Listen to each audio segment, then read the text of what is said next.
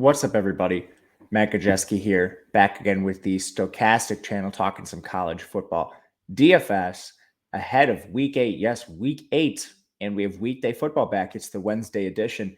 The people wanted it, so we're bringing it. It is Showdown, and it's a fun game we have here. But before we get started, make sure to hit that thumbs up button, subscribe to the channel, and hit the notification bell so you know when this and all other content goes live. We're also brought to you today by Prize Picks. Make sure to check them out. Click the video description below to see any potential offers they might have. But let's dive right into this. We're going to go to our tool on the back end, our data usage tool, where you can take a look at some of the opportunity for these players. Up at the top, that's our game environment stuff. We have pace metrics, pass rates, offensive, defensive line interactions, of course, our Vegas data, and then how these defenses are allowing points and production in yards overall, yards per attempt for both rushing and passing. But let's get into this game. It's Georgia State taking on Appalachian State. It is a 9.5-point spread in favor of App State, 60.5-point total. Under taking a little bit of money. But starting on the Georgia State side, this is a really fun game for Showdown. A lot of high-powered options on both sides. Georgia State plays really fast. They're 11th in pace, passing about 36% of the time. Still with a good team total here, 25.5 points.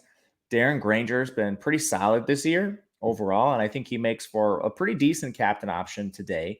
His price is pretty high, 14.7K, but this is a guy that is averaging just over 200 passing yards on 25 attempts per game. So if he's ever coaxed into extra pass attempts, he's been pretty efficient. And then he's a great runner. He's averaging about 50 yards per game on the ground. He has 303 rushing yards this year, not taking a ton of sacks, and all that is positive for him here.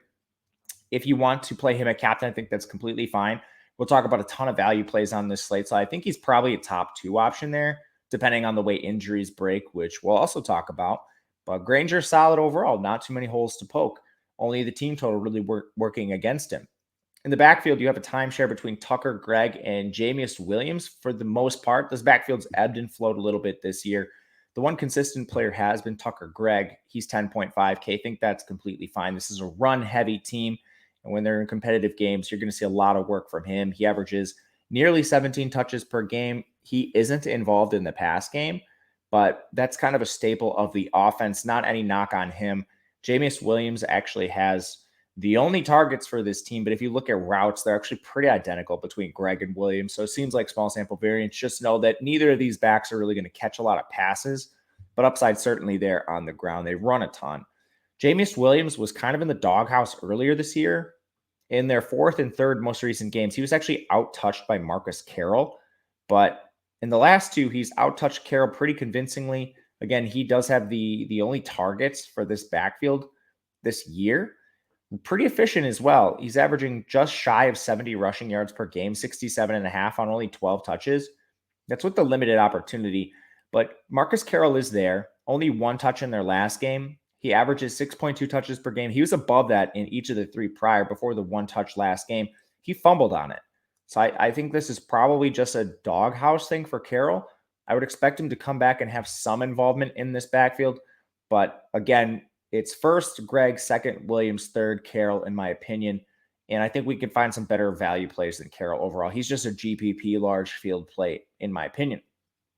The receiving room is pretty easy to talk about here. There's only one caveat, and that's Robert Lewis. He participated in about 20% of the routes last week and left the game. We don't know if it was benching. There's no reporting for Georgia State that has said one way or the other, so we have flat out no idea what's going on with Robert Lewis. He's awesome when he's on the field, 5.7 targets per game, strong price-adjusted play. You're just going to have to watch pregame and cross your fingers that somebody's out there telling us whether he plays or not.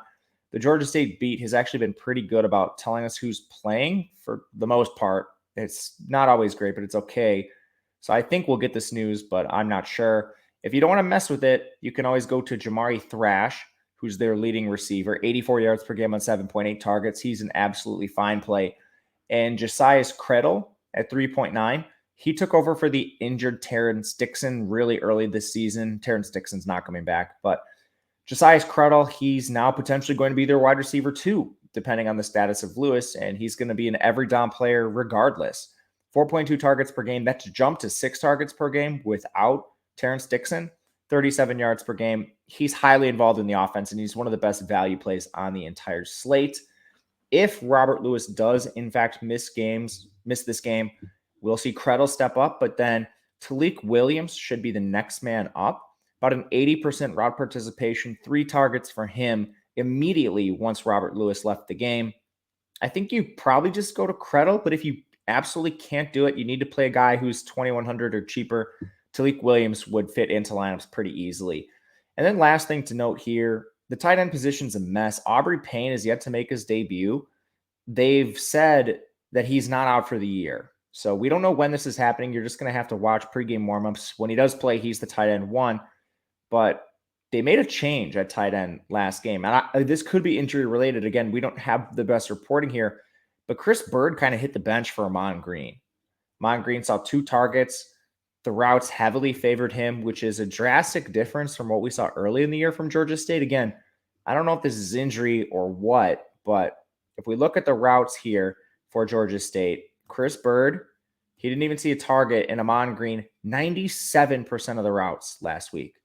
That's really involved. I'd rather play Talik Williams, but if, let's say, for example, Thrash, Lewis, and Creddle are all ready to go, I think you could play Amon Green as your value play instead. Let's go to App State. Chase Bryce. Solid quarterback option. Big implied team total here. They throw the ball a fair amount, and they're not quite as fast as Georgia State in tempo, but they're certainly around average. So that works in Bryce's favor. He's averaging 279 yards through the air in 33 attempts. Good volume for Bryce. 32 rushing yards. He's not the most mobile, but this guy did run for over 100 last year. And I think the best thing we can say is he's not going to really take zeros for you, that option. He's not going to take a lot of sacks and get you negative rushing yards, which is really good for floor and ceiling. So Bryce is probably the number 1 overall captain just based on his projection on the slate. You can certainly get away from him, but Bryce is going to be solid play regardless, both quarterbacks for that matter. In the backfield, this has been a disaster for them. They've been productive without a lot of these players, but they've dealt with injuries to Nate Noel. Cameron Peoples missed their last game. Let's work from the assumption that everybody's healthy first, and then we'll talk about potential injuries. Cameron Peoples and Nate Noel form a 1-2 punch, and this should favor Noel slightly. He's the back last year that led the team, over 1,000 yards for Noel. But Peoples plays a very clear role in this offense as well. It's going to be like a 55-45 split, very close between these two. And I think, honestly, it comes down to injuries. When you look at the beginning of the year, these two players were essentially in a 50-50 timeshare with everybody else coming in behind them. They do play sort of defined roles, I guess I'll call it. If you look to the backfield last year, Nate Noel was their clear pass catcher, and then Peoples was their goal line back. Peoples 14 touchdowns to Noel's 4. So you can kind of differentiate that way if you like. I certainly prefer Peoples price adjusted if they're both healthy. But if they're both healthy, they're both going to be solid plays, and you'll have to watch. Like, for example, if Noel plays and Peoples doesn't, Noel would be awesome, and vice versa if Noel is out and Peoples plays for some reason. There is a situation where they're both out, which would be a bit shocking, but let's talk about their backfield behind them just in case. Daytrich Harrington, he's a back that missed almost all last year due to injury. He previously led the backfield, though. Only 3,600 for him, 7.3 touches per game. He certainly has benefited from some of these injuries. Hasn't really been too efficient, but maybe he's carved out a role regardless. And he would likely be the number 2 back if one of these top guys misses. Then you have Wake Forest transfer Amani Marshall there as well. Stone minimum for him, 6.5 touches per game. If one of these guys misses, he would also likely be a change of pace back there. Not trying to get to like Anderson Castle. He's a converted linebacker. I think the backfield is 1A, 1B, Peoples, Noel, and then kind of 2A, 2B, Daytrich Harrington, and Amani Marshall. Going to receiver, another tough position to evaluate for App State. Christian Wells hasn't played in 3 games. I don't expect to see him back anytime soon, but you never know. So watch his status. And then this team lost Caden Robinson last game. He went down with an injury, only 2 targets, limited routes. No idea what his status is. So you're going to have to watch this pregame too.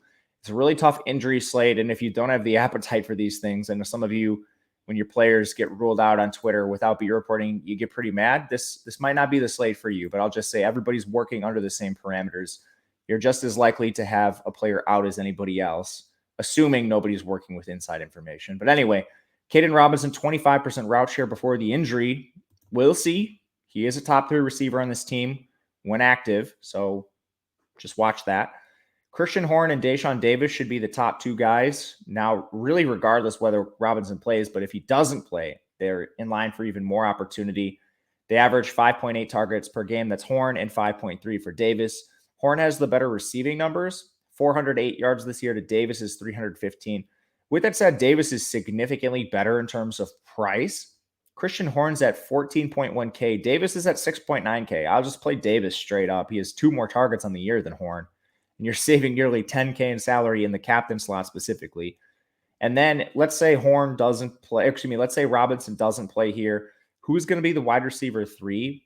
Well, you've kind of seen Tyler Page and Dalton Stroman play a lot for this team.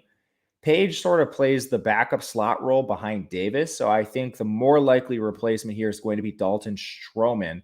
He also has 10 targets combined over the last 2 games, 215 receiving yards. He's just been more efficient.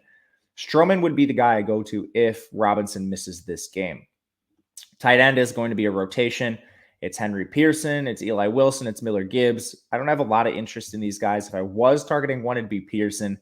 But you can just find flat out way better price-adjusted plays on this team and on Georgia State. Like Davis is better. I'd rather play Credle for Georgia State. I'd rather play Stroman if the slate breaks that way. I'd rather play some of the cheaper backs.